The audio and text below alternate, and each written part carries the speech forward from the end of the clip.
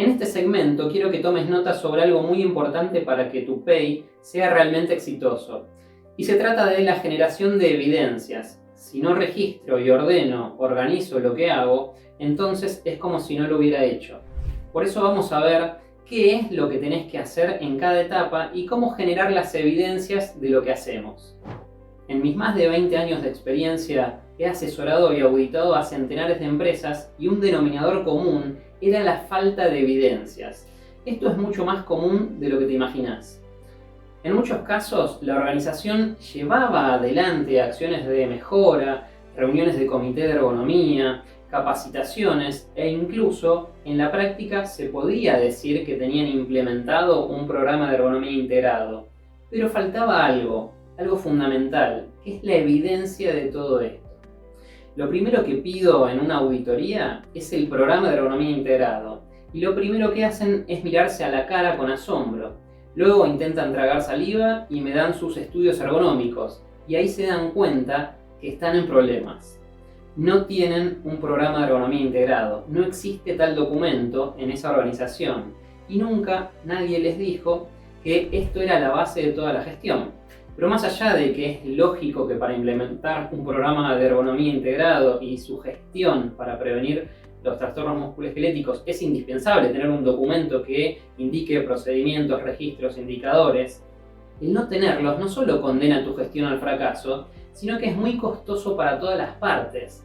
Imagínate que una inspección del organismo gubernamental que sea te pide evidencias de los registros de capacitación o la identificación temprana de síntomas o el seguimiento de un caso sensible, y lo más básico, un estudio ergonómico por una denuncia de una persona que trabaja en tu organización.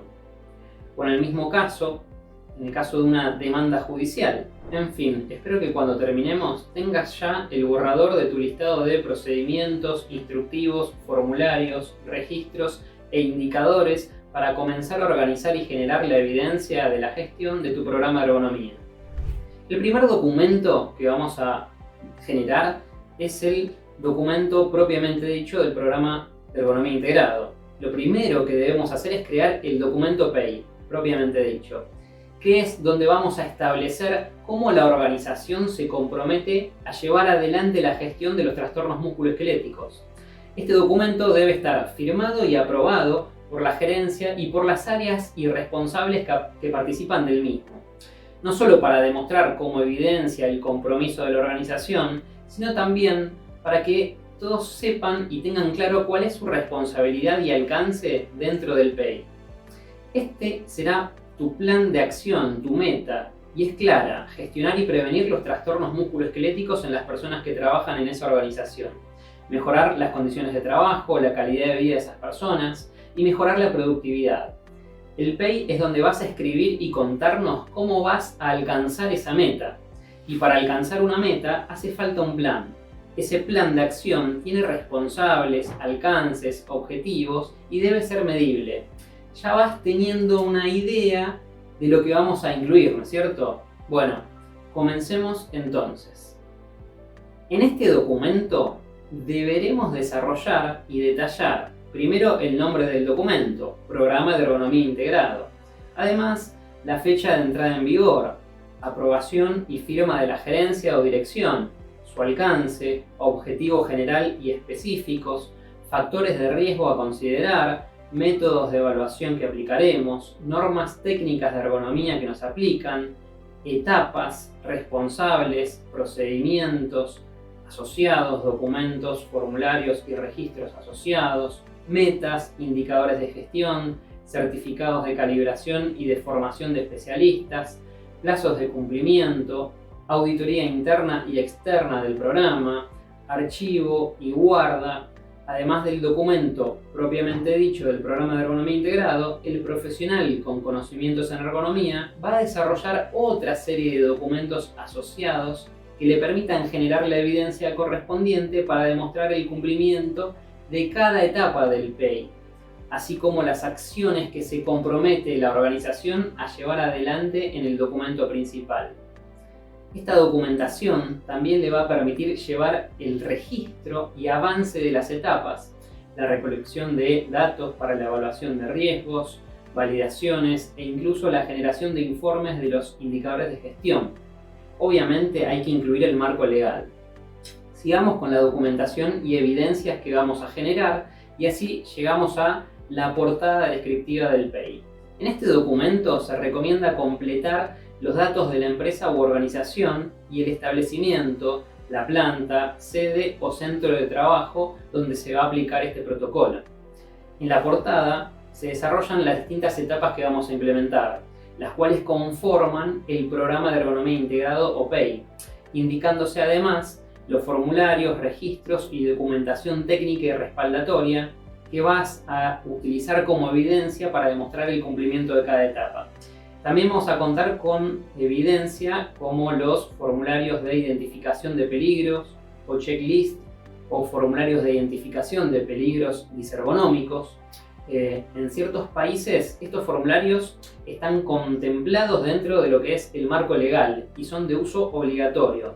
En otros países se utilizan los protocolos o checklists recomendados por normas técnicas como la ISO 26246 o ISO 12295, por ejemplo. También existen formularios de diseño propio, pero lo que siempre deben contemplar es la información necesaria para la correcta identificación de puestos y tareas. Un resumen de identificación de peligros presentes, una descripción del puesto y condiciones de trabajo, y se listan las tareas que lo comprenden. En el final del formulario se registran los peligros disergonómicos que se identificaron de acuerdo con lo relevado en las planillas de evaluación inicial o es esa misma según su diseño. También existen planillas y formularios para la evaluación inicial, lo que permite no solo determinar si hay exposición o si el peligro está presente, sino también determinar un nivel inicial de riesgo para luego proceder a la evaluación ergonómica propiamente dicha. Con este primer paso podemos generar un mapa de riesgo disergonómico y ver rápidamente cuál es la situación de todo el establecimiento, identificando todos los sectores, puestos y tareas y cada factor de riesgo disergonómico está presente en cada tarea y para qué puesto. En un siguiente paso, luego de la evaluación ergonómica, esa grilla puede complementarse indicando con identificación colorimétrica, a modo de semáforo, verde, amarillo y rojo, cuál es el nivel de riesgo evaluado. Luego continuamos entonces con la evaluación ergonómica de riesgos. Esto lo vamos a hacer por puesto de trabajo y tareas. Como se indicó anteriormente, en el caso de que se concluya que hay una identificación y evaluación inicial, que existe en base a esta identificación presencia de peligros disergonómicos, corresponde hacer una evaluación para determinar el nivel de riesgo. Aquí es donde procedemos a hacer los estudios ergonómicos correspondientes. La evaluación del riesgo disergonómico debe llevarse a cabo siempre por un profesional con conocimientos en ergonomía laboral. Entiéndase por profesional con conocimientos en ergonomía laboral aquel que acredite su formación de postítulo en materia de ergonomía laboral a través de un certificado expedido por una institución educativa. El profesional con conocimientos en ergonomía laboral debe registrar el método, norma o técnica utilizada junto con el desarrollo de este y el resultado alcanzado de manera individual, de acuerdo con lo mencionado y mencionado precedentemente, y registrar la conclusión integrada de la evaluación para cada factor de riesgo. A efectos de evaluar los factores de riesgo disergonómicos, se deben utilizar los métodos de evaluación reconocidos internacionalmente, en cuanto que estos se adapten a los factores de riesgo que se propone evaluar y se justifique dicha elección. En algunos países también existen listados de métodos reconocidos dentro del marco legal. El resultado de este proceso de evaluación lo vamos a evidenciar en lo que llamamos informes de los estudios ergonómicos integrados o de las evaluaciones ergonómicas. Acá vamos a tener como consideraciones sobre los informes de estudios ergonómicos que el informe del estudio ergonómico debe comprender y registrar al menos los siguientes puntos: datos de la empresa y establecimiento donde se realizó el estudio y el alcance de este, una breve descripción de los métodos de evaluación, instrumentos y metodología de trabajo aplicada para la evaluación, una breve descripción de los puestos y tareas con registro fotográfico de los mismos. Además, el informe tiene que contar con el resultado de los estudios de las evaluaciones realizadas en cada puesto de trabajo de manera individual. También debería contar con un resumen de los resultados de todos los métodos aplicados para cada puesto. Finalmente, recomendaciones de medidas preventivas y correctivas a partir de los hallazgos obtenidos. Y podemos cerrarlo con los anexos, como el certificado de calibración del dinamómetro, vibrómetro, higrómetro, termómetro y otros instrumentos como la cinta métrica, por ejemplo. También debe incluir obviamente la firma del profesional responsable de la evaluación que acredite sus conocimientos en ergonomía laboral, y así pasamos a la siguiente acción que nos permite configurar el mapa de riesgo disergonómico. El resultado obtenido del estudio ergonómico debe registrarse en esta matriz de riesgos disergonómicos o MRD, indicando el nivel de riesgo, por ejemplo, con un número 1, 2 y 3 y la identificación colorimétrica según corresponda, verde, amarillo, rojo. Dependiendo de la metodología utilizada para el estudio ergonómico del puesto, los resultados pueden variar en su denominación. Por ejemplo, algunos métodos indican riesgo bajo, tolerable, aceptable, no crítico, o riesgo medio, moderado, o riesgo no tolerable, crítico, no aceptable, alto, etc. Por lo cual es recomendable que el profesional responsable unifique y traduzca el lenguaje de cada método para simplificar el trabajo del comité de ergonomía y la interpretación del lector no experto de los resultados obtenidos. Otra acción fundamental a considerar en nuestro plan son las capacitaciones en materia de ergonomía a las personas que trabajan. El empleador deberá disponer del correspondiente registro de capacitación con la firma de la persona que trabaja, según lo establece el marco legal vigente y las buenas prácticas.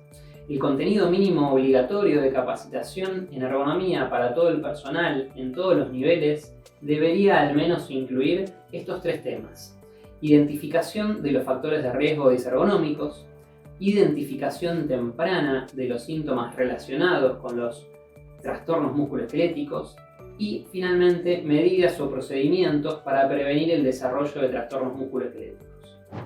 Dijimos que este plan tiene como objetivo principal la prevención de los trastornos musculoesqueléticos. Por esto, la vigilancia a la salud es una etapa fundamental de nuestro programa de ergonomía integrado. Y aquí es fundamental el trabajo interdisciplinario y la participación del servicio médico. El inicio de la vigilancia de salud de los trabajadores está determinado por el resultado obtenido de las etapas anteriormente detalladas y tiene como objetivo evaluar el efecto en la salud de la exposición a factores de riesgo de trastornos musculoesqueléticos en las personas que trabajan, como así también detectar síntomas, molestias que puedan estar asociados a dicha exposición de forma previa a la constitución de una enfermedad profesional.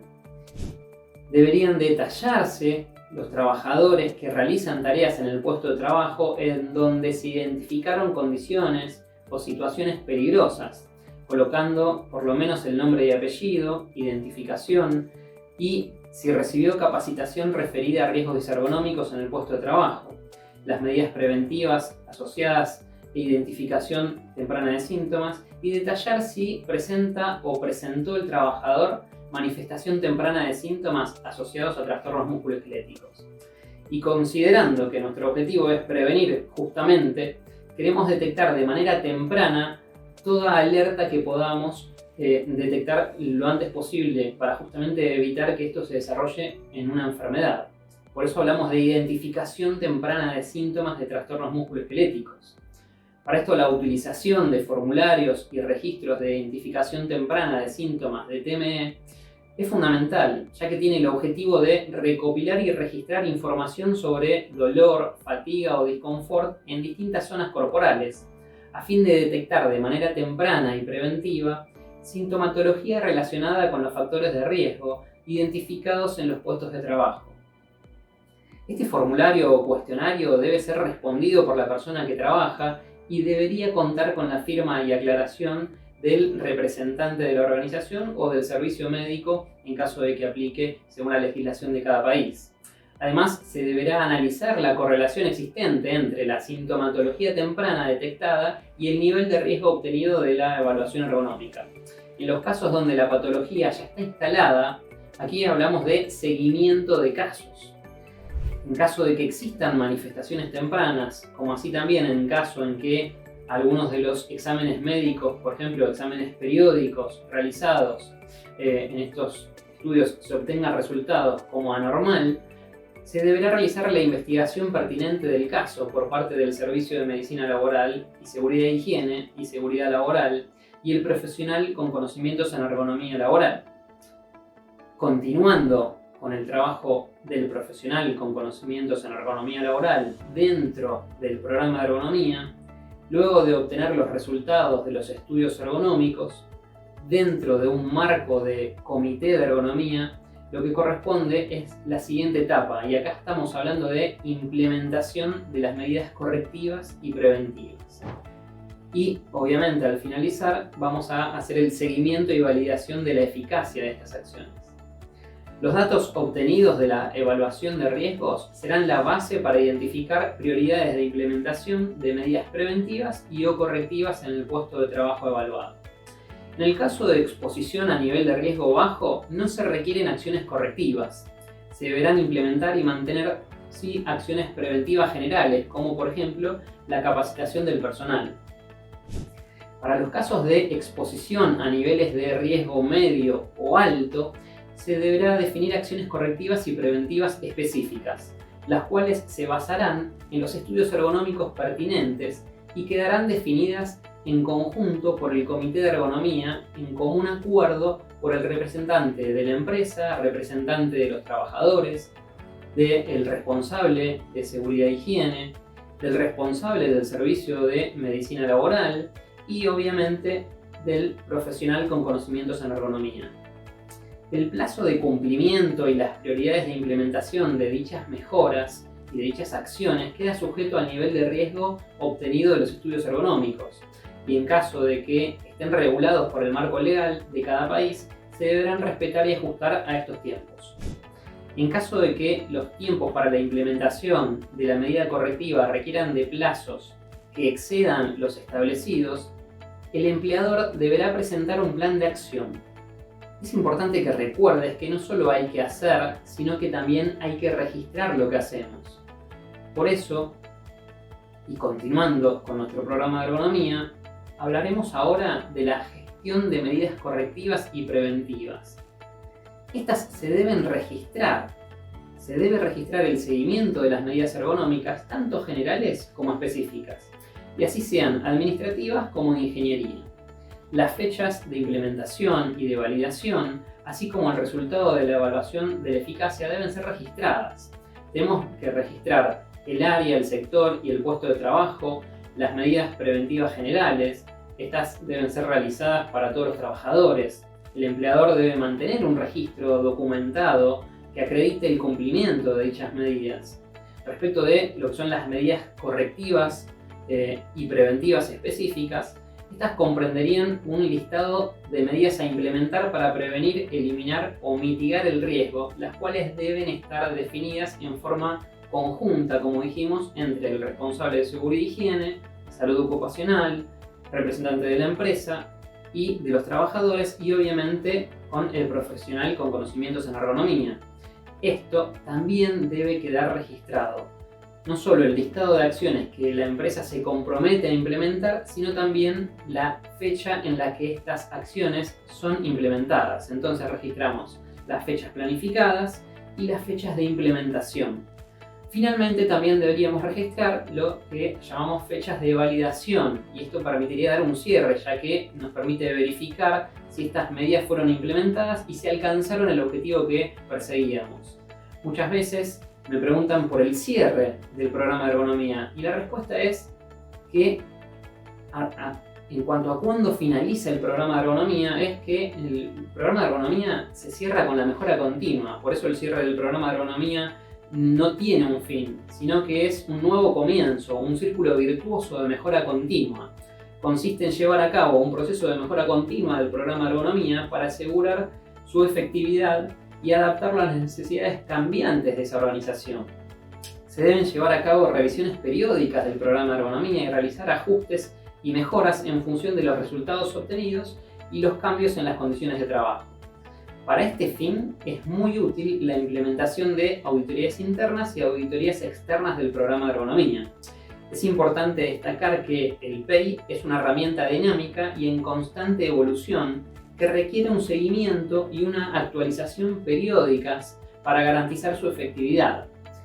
El programa de ergonomía integrado tiene que ser adaptado a las características y necesidades de cada organización y debe tener en cuenta las normas técnicas y las regulaciones legales aplicables en el ámbito laboral. Por ejemplo, en algunos países es obligatorio contar con un programa de ergonomía integrado y cumplir con ciertas normas y regulaciones en materia de ergonomía. La prevención de los trastornos musculoesqueléticos es responsabilidad de toda la organización y no solo del Comité de Ergonomía o del personal de Seguridad, Higiene y Salud Ocupacional. El PEI no es una solución mágica y no se puede esperar que resuelva todos los problemas de salud relacionados con el trabajo de manera inmediata. El programa de ergonomía integrado es un proceso que requiere tiempo y esfuerzo y que debe ser adaptado y mejorado de manera continua para asegurar su efectividad.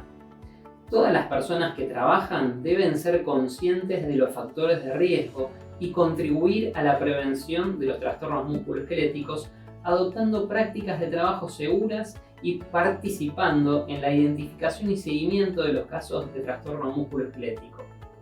En conclusión, como vimos hasta aquí, el programa de ergonomía integrado es una herramienta esencial para mejorar la ergonomía y prevenir los trastornos musculoesqueléticos en el trabajo. Su implementación requiere la participación activa y comprometida de toda la organización y debe ser adaptado a las características y necesidades de cada organización, pero sin dudas requiere de un profesional formado y capacitado especialmente para diseñarlo, implementarlo, gestionarlo y mantenerlo vivo. Y este es tu nuevo desafío profesional.